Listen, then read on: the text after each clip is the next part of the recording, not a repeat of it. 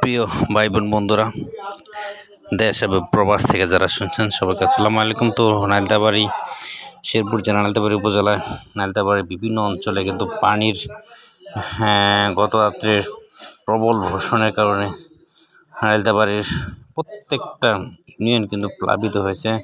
ইতিমধ্যে আমি বিভিন্ন ইউনিয়ন ঘুরে এসে আপনাদেরকে জানাচ্ছি যে আপনারা দেখতে পাচ্ছেন যে বিভিন্ন জায়গায় কিন্তু রাস্তাঘাট এবং ব্রিজ, দেখছেন ব্রিজের উপর দিয়ে কিন্তু পানি প্রবাহিত হচ্ছে।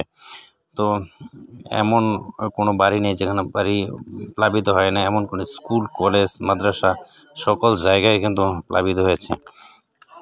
তো মানুষ একেবারে মানবতার জীবনযাপন করছে, যেটা ভাষায় প্রকাশ করার মতো না। মানুষের অবস্থা নালিতাবাড়ি শহরগুলো, এই শহরের রাস্তাগুলো কিন্তু দেখতে পাচ্ছেন, হারেনি বাজারের যে মেইন রাস্তার উপরে যে কী পরিস্থিতি সেটা চিন্তা করা যায় না।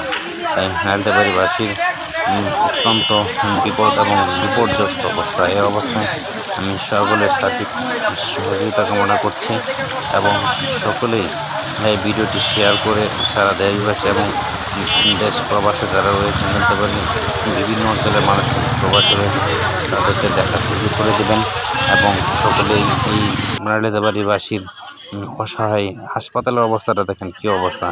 হাসপাতালে মানুষ চিকিৎসা নিতে যেতে পারছে না, মানুষ অত্যন্ত একেবারে নিপীড়িত নির্যাতিত অবস্থায় রয়েছেন।